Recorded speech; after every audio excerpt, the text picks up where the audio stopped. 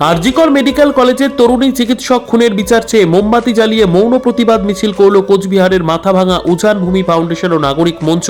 এদিন মাথাভাঙা শহরের মালিবাগান থেকে মিছিল শহর পরিক্রমা করে চৌপতিতে আসে। সেখানে সভা করে দোষীদের শাস্তির দাবি তোলেন প্রতিবাদীরা। উজান ভূমি ফাউন্ডেশনের সম্পাদক ডক্টর শান্ত বর্মন বলেন, এই আন্দোলন ধারাবাহিকভাবে হওয়া উচিত। তিনি আরও বলেন, আরজিকর মেডিকেল কলেজের প্রাক্তনী হিসেবে আমার কষ্ট হয়। এই ধরনের ঘটনা আগে কখনো ঘটেনি। এই কর্মসূচিতে ডক্টর বর্মন ছাড়াও বক্তব্য রাখেন মৌপিয়া বিশ্বাস, মাথাভাঙা গার্লস হাই স্কুলের প্রধান শিক্ষিকা চিৎকনা সাহা, কবি সন্তোষ সিংহ, চন্দ্রকান্ত বর্মন, আরজিকর মেডিকেল কলেজ ছাত্রীর মা মায়া বর্মন সহ অনেকেই। এদিনের এই কর্মসূচিতে বহু সাধারণ মানুষ এবং উজান ভূমি ফাউন্ডেশন ও নাগরিক মঞ্চের সদস্যদের উপস্থিতি লক্ষ্য করা যায়। মেডিকেলের যে ডক্টর নৃশংসভাবে খুন হয়েছেন, তাকে ধর্ষণ করা হয়েছে, তারপর গোটা রাজ্য জুড়ে যে আন্দোলন কর্মসূচি চলছে, ধর্ষক খুনি সঙ্গে খুনিদের উপযুক্ত শাস্তি এবং প্রয়োজনে ফাঁসি, এমনটা দাবি উঠেছে গোটা রাজ্য জুড়ে। গতকাল কিন্তু গোটা রাজ্যে রাত দখল ছিল মেয়েদের অর্থাৎ মহিলাদের।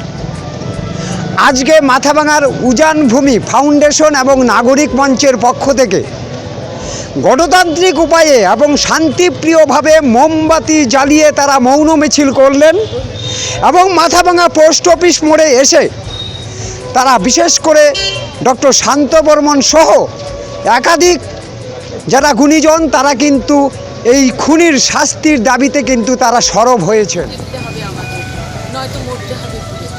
আজকে আমরা সবাই সেই ভাষা খোঁজার মিছিল গতকালও সামিল হয়েছিলাম আমরা মেয়েরা, অর্ধেক আকাশ সাথে পেয়েছি ছেলেদেরও। পুরো আকাশে আমরা রাজপথে নেমেছিলাম, আজও আমরা নেমেছি।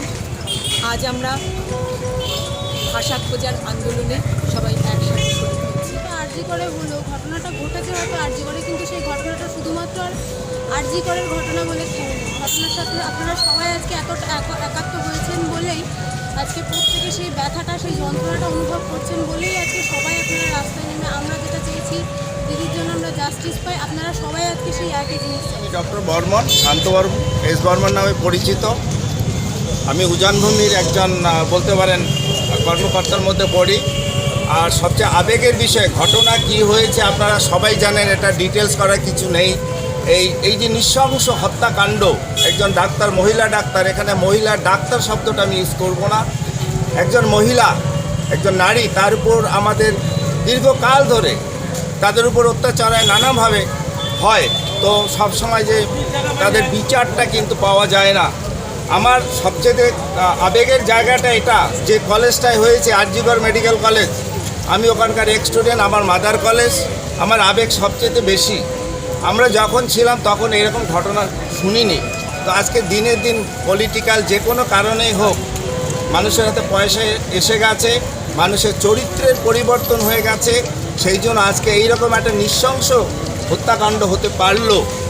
তো এর সবাই যা চায় আমিও তাই চাই, যে ধরা পড়েছে সেই প্রকৃত দোষী কি দোষী না সে তো বিচার ব্যবস্থা করবে।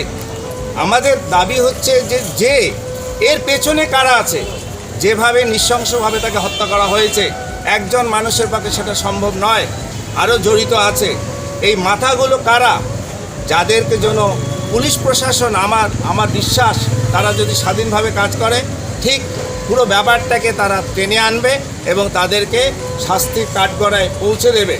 তো এই আমার দাবি, এটা প্রত্যেকের দাবির সঙ্গে এক দাবি।